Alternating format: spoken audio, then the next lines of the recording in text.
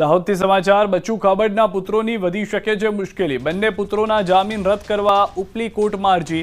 પોલીસે જામીન પર સ્ટે મૂકવા કરી છે અરજી। બળવંત ખાબડ અને કિરણ ખાબડને મળ્યા હતા જામીન। 71 કરોડના મનરેગા કૌભાંડમાં બંને છે આરોપી।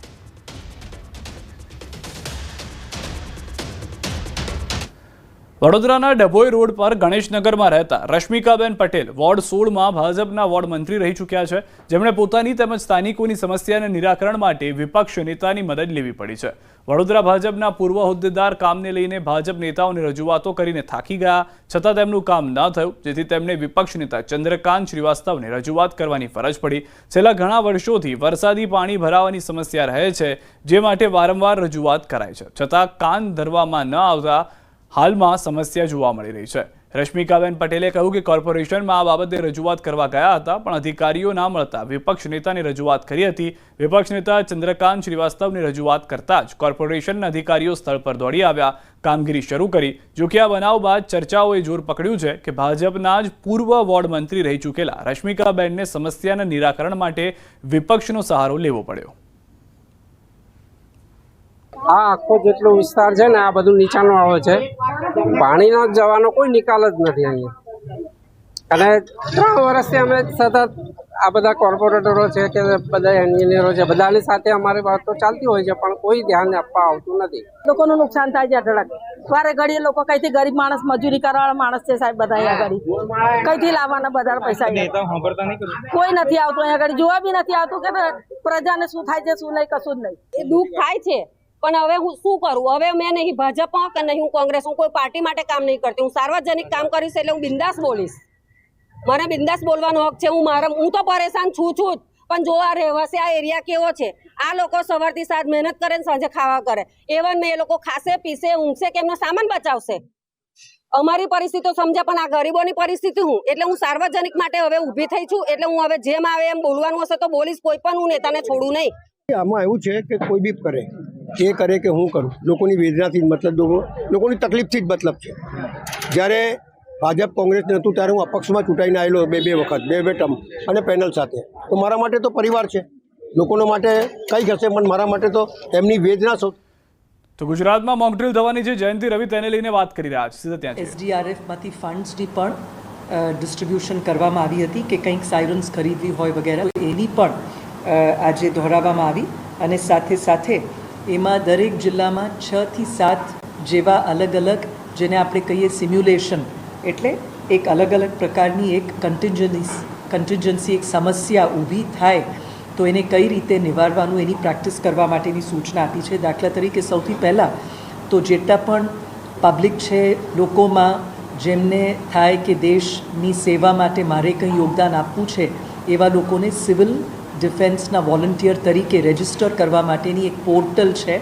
બધા જિલ્લા કલેક્ટરશ્રીઓને પણ સૂચના આપવામાં આવી છે કે તેઓ લોકોને આવકારે, જેથી કે આપણા ત્યાં સૌથી વધારે સંખ્યામાં લોકો સિવિલ ડિફેન્સના વોલન્ટિયર્સ, નાગરિક સંરક્ષણનું એમનું જે ભૂમિકા છે અદા કરવા માટે, અને જે લોકો પાસે અલગ અલગ પ્રકારની સ્કિલ્સ છે એ લોકો આમાં પોર્ટલમાં રજિસ્ટર કરે અને સાઇન અપ કરે, એવી અનુરોધ સાથે એમને એનરોલ કરવા માટે કહ્યું છે। એમાં NCC, NSS, નહેરુ યુવા કેન્દ્ર, ભારત સ્કાઉટ એન્ડ ગાઈડ્સ, એવા બધા અલગ અલગ જે આપણી સર્વિસીસ છે, વોલન્ટિયર સર્વિસીસ, એ બધા લોકોને પણ આમાં ઉમેરવા માટેની સૂચના આપી છે। સાથે જે એર રેડ્સ એટલે હવાઈ હુમલો થતો હોય એવી એક સિમ્યુલેશન માટે આપણે શું તરત એક્શન પ્રતિક્રિયા કરવાની છે, એના માટે પણ સૂચનાઓ આપવામાં આવી છે। અને જે હોટલાઇન્સ છે એ બધી બરાબર બિલકુલ સરસ રીતે કમ્યુનિકેશન બધું ચાલુ હોય એની પણ તજવીજ કરવા માટે કહ્યું છે। અને જેટલા અમુક વલ્નરેબલ પોઈન્ટ્સ, વલ્નરેબલ એરિયાઝ છે, વાઇટલ ઇન્સ્ટોલેશન્સ છે, એમાં પણ કઈ રીતે બ્લેકઆઉટ મેજર કરવાનું હોય, તો કાલે તમામ જિલ્લાઓમાં આવી 1 કે 2 સ્થળોમાં મિનિમમ કલેક્ટર્સ અને એમની આખી ટીમ બધાના સંકલનમાં રહીને કરશે। સાથે એક મિલિટરી સ્ટેશનમાં ખરેખર જો હુમલો થાય અને ત્યાંના લોકોને આપણે બીજી જગ્યાએ શિફ્ટ કરવાનું હોય, ઇવેક્યુએટ કરવાનું હોય, અને એટલું જ નહીં, એમને એક સલામતીના જગ્યાએ લઈને રાખીને બધી સુવિધાઓ આપવાની હોય, એની પણ એક કાલે મોક ડ્રિલ કરવામાં આવશે। અને સાથે કોઈ જગ્યાએ આવી કોઈ ઘટનાના લીધે માસ ઇન્જરીઝ એટલે લોકોને મોટા પ્રમાણમાં ઈજા પહોંચી હોય તો એને આરોગ્ય અને તાત્કાલિક જે સારવાર આપવાની છે એના માટે પણ જિલ્લાના જે આરોગ્ય તંત્ર છે એમના લોકોને પણ એમાં સામેલ રાખીને ખાસ કરીને લોહીના પણ બ્લડ ડોનેશનનું પણ એક આના ઉપક્રમે કેમ્પ કરીને 30 જેટલા બોટલ્સની તૈયારી રાખવા માટેની પણ આપણે સૂચના આપી છે. અને આ રીતે બધા જે ઇન્ડિયન આર્મી સાથે પણ બીજી એક એક્સરસાઇઝ આના ડિસ્ટ્રિક્ટના જે વહીવટી તંત્રના સંકલનમાં રહેવા માટેની સૂચનાઓ પણ દિલ્હીથી મળી છે. એટલે આ બધું કરવા માટે અમે બધા કલેક્ટરોને, કમિશનર્સને, મ્યુનિસિપલ કમિશનર્સ, પોલીસ એસપીસ અને ડિસ્ટ્રિક્ટના મેઇન જે ઇલેક્ટ્રિસિટીને લગતા જે અધિકારીઓ હોય કે પછી પાણી પુરવઠા, પછી ઇવન ફૂડ એન્ડ સિવિલ સપ્લાઈઝ, એ બધાને સાથે રાખીને સૂચના આપી છે. સાથે કાલે એવી પણ સૂચના આપી છે કે લોકલ મીડિયા અને જે પદાધિકારીઓ છે એમને પણ ઇન્વોલ્વ કરે, જેથી કે આ જે એક્સરસાઇઝ થાય એમાં બહોળો પ્રચાર પ્રસાર થાય, વધારે લોકો આમાં સામેલ થાય અને આની એક દસ્તાવેજીકરણ, ડોક્યુમેન્ટેશન પણ કરી શકાય. અને જે ગઈ વખતે પણ જે આપણે કર્યું એમાં પણ અમુક વસ્તુમાં આપણને લાગી હોય કે હજી સુંદર રીતે કામગીરી થઈ શકે આમાં, તો એ દિશામાં પણ આપણે વધારે પ્રયાસો કરવા માટે સૂચના આપી છે. તો આની એક ડિટેલ્ડ પ્રેસ નોટ પણ આપની સાથે શેર કરવામાં આવી રહી છે. Thank you. નમસ્તે. ये ऑपरेशन सिंदूर और उसके पहले जो ऑपरेशन अभ्यास हुआ था उसको जारी रखते हुए कल पूरे राज्य में, क्योंकि हम 6 राज्यों में से एक हैं जिसका वेस्टर्न सीमा बॉर्डर है पाकिस्तान के साथ, तो इन राज्यों के सभी ज़िलों में कल एक मॉक ड्रिल. અને સમાચાર પર નજર કરીએ. અમદાવાદથી સમાચાર. ક્રાઇમ બ્રાન્ચને મળી સફળતા. અપહરણનો કેસ ક્રાઇમ બ્રાન્ચે ઉકેલ્યો છે. નવરંગપુરામાં 4 વર્ષની બાળકીને બચાવી. બાળકીનું થયું હતું અપહરણ. બાળકીને બચાવી લેવામાં આવી છે. ઓળખ છુપાવવા માટે તેના વાળ કાપવામાં આવ્યા હતા.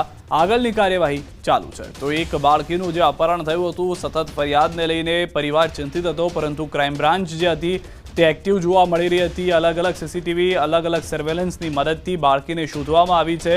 બાળકીને ઓળખ ન થઈ શકે તે માટે જેણે કિડનેપ કર્યું હતું તેણે બાળકીના વાળ કાપી નાખ્યા હતા, પરંતુ જે ક્રાઇમ બ્રાન્ચ છે તેને સફળતા મળી ગઈ છે. વધુ માહિતી ન્યૂઝ 18 સંવાદદાતા નવીન પાસેથી મેળવીશું. નવીન, મોટી સફળતા જે ક્રાઇમ બ્રાન્ચને કઈ રીતે આખું ઓપરેશન પાર પાડવામાં આવ્યું, શું હતી જાણકારી વધુ?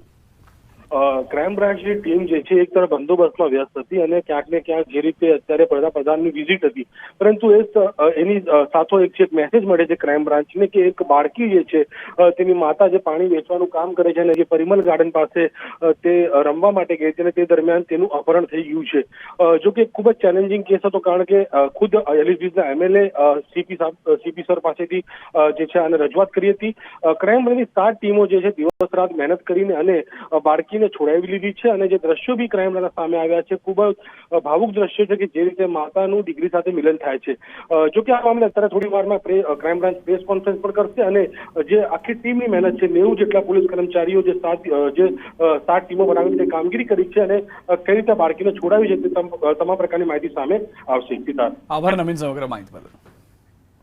તો જે હાલમાં દ્રશ્યો પણ આપ જોઈ રહ્યા છો, એ દ્રશ્યોથી સ્પષ્ટ થઈ રહ્યું છે કે કઈ રીતની આ સમગ્ર ઘટના ઘટી હશે. જે કિડનેપ કરવામાં આવ્યું હતું, ક્રાઇમ બ્રાન્ચના 90 જેટલા પોલીસ અધિકારીઓ જે તે કર્મચારીઓ જે છે તે જોડાયા હતા. તેમાં ખુદ સીપી તરફથી પણ તેઓને ગાઈડ આપવામાં આવી રહી હતી, તેઓને જણાવવામાં આવી રહ્યું હતું. અપહરણ સમયના દ્રશ્યો પણ અમે આપને બતાવી રહ્યા છે. અને ત્યારબાદ જે ભાવુક દ્રશ્યો સર્જાયા છે, બાળકનો જ્યારે છુટકારો થઈ ગયો, જે બાળકી હતી તેના વાળ કાપી નાખવામાં આવ્યા, ઓળખ ન થઈ શકે તે માટે પ્રયાસ કરવામાં આવ્યો હતો, પરંતુ હાલમાં બાળકી મળી જતા પરિવારજનોમાં ખુશી જોવા મળી રહી છે.